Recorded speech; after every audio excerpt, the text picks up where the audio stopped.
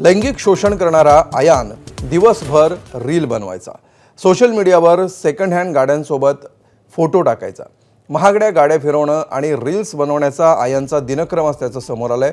आरोपी आयानच्या वडिलांचा second hand गाड्यांचा व्यवसाय होता। महागड्या गाड्या फिरवत आयान मुलींना आकर्षित करायचा, तरुणींना प्रेमाच्या जाळ्यात ओढून आयान त्यांचं लैंगिक शोषण करायचा।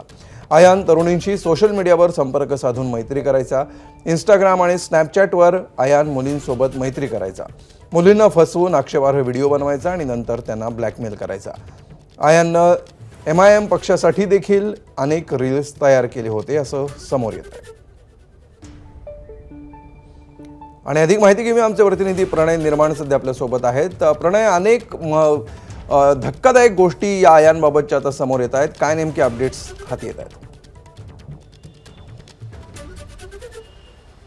नक्की हा जो परतवाडाचा जो प्रकरण घडले याचा जो मुख्य आरोपी आहे आयान अहमद, 19 वर्षाचा हा तरुण आहे आणि हा 2019 पासून स्नॅपचॅट आणि त्यानंतर 2022 पासून हा इंस्टाग्रामवर सक्रिय झालेला आहे आणि तेव्हापासून याला एक छंद लागले होता रील बनवायचा आणि दिसायला देखणं असल्यामुळे त्याचे जे रील्सचे जे फॉलोअर्स आहेत ती संख्या खूप वाढत गेली होती आणि त्यानंतर त्यानं अजून एक MIMचे जे ज्यांना प्रमोशन करायचं, निवडणूक लढवायची अशांना तो ब्लॉग बनवून देणे, त्यांचे रील्स तयार करून देणे असं सुद्धा त्यांनी काम केलेलं। परंतु हे प्रकरण झाल्याच्या नंतर MIMने त्याला काढून टाकलेलं आहे। परंतु हा रील्स बनवायचा जो त्याचा छंद आहे तो खूप मोठ्या प्रमाणात वाढत गेला आणि त्याचे फॉलोअर्स सुद्धा वाढत गेले आणि अशातच त्यांनी त्याचा जो गैरफायदा घेतलेला आहे। जे तरुणी त्याच्या आधी मैत्री करायचा, स्नॅपचॅटवर त्यांच्यासोबत चॅटिंग करायचं, आधी ओळख करून घ्यायची, नंतर प्रेमाच्या जाळ्यात ओढायचं आणि त्यानंतर त्यांचं लैंगिक शोषण केलं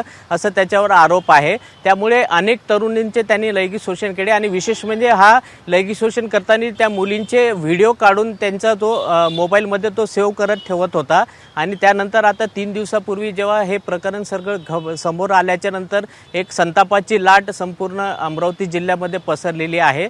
त्यामुळे आता SIT सुद्धा स्थापन झालेली आहे आणि या प्रकरणी आता एकूण 8 आरोपींना अटक केलेली आहे आणि विशेष म्हणजे हा जो याचा छंद, या छंदमध्ये त्याचे वडील जे जुन्या गाड्या घेऊन विकत होते त्याच्यामधून जे महागड्या गाड्या येत होते, हा गाड्या घेऊन हा फिरत होता आणि थोडं तरुणींना आकर्षित करत होता आणि खूप खोट्या गोष्टी ज्या आहेत त्या मुलींना तो सांगत होता की मी असा आहे तसा आहे, म्हणजे खोटं बोलून तरुणींना आपल्या जाळ्यात यांनी जबरदस्तीने ओढलेले असं सुद्धा माहिती आपल्या समोर आलेली आहे।